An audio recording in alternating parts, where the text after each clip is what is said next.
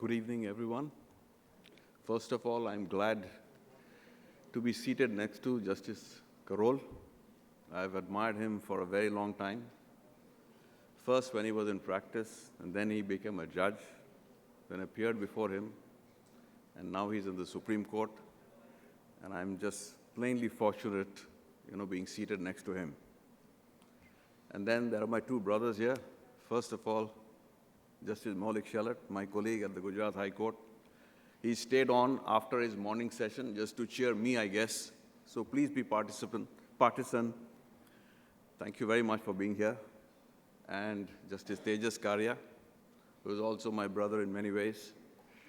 So it's a great opportunity for me here. Now, being a middle order batsman gives me a lot of advantages, because with Justice Karya opening and covering the entire topic, I was just wondering what to say, because both his text of his speech and my text were generated by the same AI, so I was having the same text, which he already read out. So I was wondering, now what should I do? So I have an idea that what Dr. Devanshu Patel. Yes. That's the other advantage. The tail ender will always come and mop up, particularly if you have an all-rounder, like Kapil Dev or Imran Khan, coming after me. So I was just taking on a cue with what Dr. Devanshu Patel just said about the anecdote of his friend, getting ditched by his own fridge. So the first thought which came to me, that have any of you watched the Stanley Kubrick film of 1968 called 2001: A Space Odyssey? It is based on Arthur C. Clarke's novel by the same name. So it's a spaceship which has an operating system. It's called the HAL 9000. So eventually, HAL 9000 takes over the ship and completely overrides the human command. This was written in 1960s, early 60s, and made into a film by Kubrick in 1968. So there's this poignant moment in this movie where, the protagonist says that HAL opened the pod bay door. Now these 6 words and the consequent effects thereof are exactly the reason why we are standing here in this conclave to discuss this particular topic. Conclave. Con and clavis, these are the 2 Latin words. Con means together or in a room. Conference, confluence. And clavis means key. This is exactly the process by which the Pope is elected after the Pope demits office or is deceased. So we are here to find the key to these perplexing answers, which sometimes even perplexity cannot answer. So what is the solution to all this? First and foremost, I think that as human beings in this planet, we must never give up territory. We must not cede territory to artificial intelligence.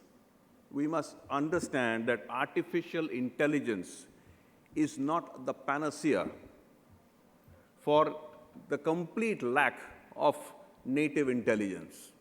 For example, if somebody is being inherently stupid about something, no amount of artificial intelligence can help him. It is a tool, it is a master, it is the HAL 9000, which must never be given the authority to take over the human command. This is my first reading of the situation. And why? Because I believe that today we are living in a world of technology which is greatly intergenerational. Whatever we imbibe, whatever we accept, is basically we are ceding some of our rights, whether it is privacy or otherwise. We are ceding our rights to the next generation. Because once we do this and the technology evolves in a particular manner, it is very difficult to undo it.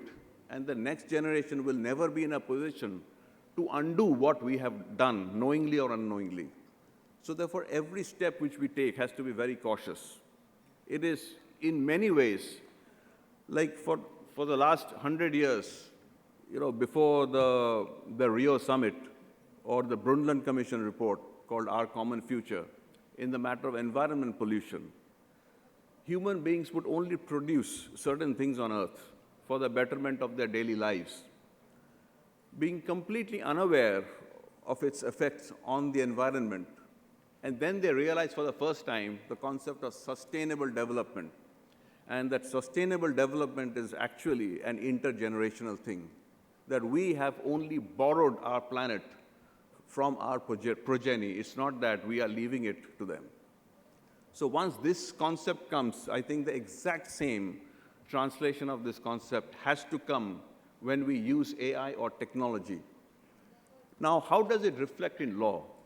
Justice Karia has told you in great detail what all it entails. So therefore, whenever we think of AI, we have to think of AI strictly as our servant. And I use the word with great deliberation and intent. It is there to serve us. It is there. For example, if I want to make a draft, I can use AI. It can find out the case law. It can suggest.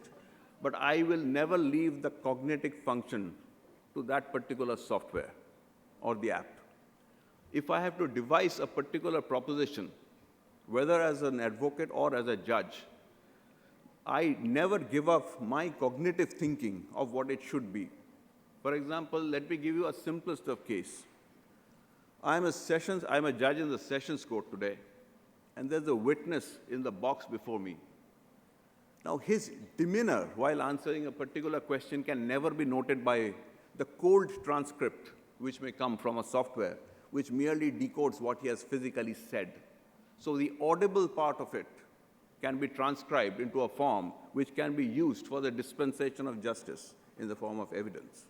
However, whether while saying or while answering a particular question, he was literally quivering, whether he was looking left and right, whether his palms were sweaty, whether he wiped his brow, will not be written in that particular transcript. It is for the judge, noting that particular demeanor, who has to arrive at the veracity of that particular witness statement. This is just one example.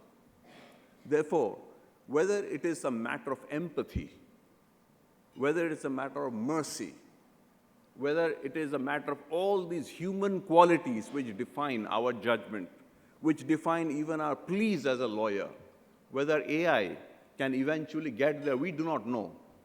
But I would urge you not to trust it, at least at this moment. Maybe it will develop, and it will develop in a way, not as in 1818, if I recall correctly, Mary Shelley had written this novel called Frankenstein, where Dr. Victor Frankenstein had created this particular monster. And later on, the entire controversy is whether we should create something merely because we have the capacity to create it.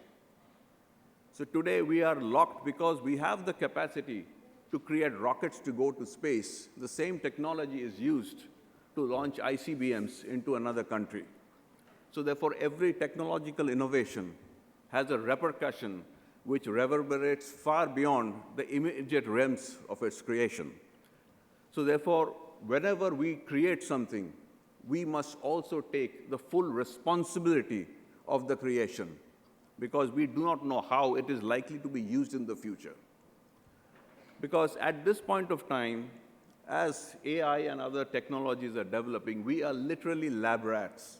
Every device which we use, everything which we do, it is basically we are giving feedback through our operating systems, which is used by the company to better its own product.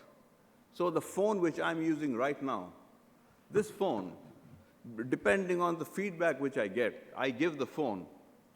The creators of this particular phone will now better its own product, which means I was a lab rat in the development of its product. So you are all here because of one particular reason, because you are all human beings, and you shall remain the final arbiter of human destiny. And therefore, it is important to note that there are situations which are not comprehended by AI when it comes to pleadings or even decision making. Whether it is, I should show compassion at this moment, whether I should ignore the precedents, because AI will give you a precedent, but whether I should ignore the precedent and then go on to develop a law which would be necessary, because if the door is slammed shut on my face, I very often look for a window to get out of this room. So whether we should do it or not, it will be left to the ingenuity of the human mind, because that is all what humans can do collectively as a civilization, that we have fostered and festered its growth all this time, and let us not surrender to the technology, something which was created just to be our servants. Thank you very much. It's been a pleasure.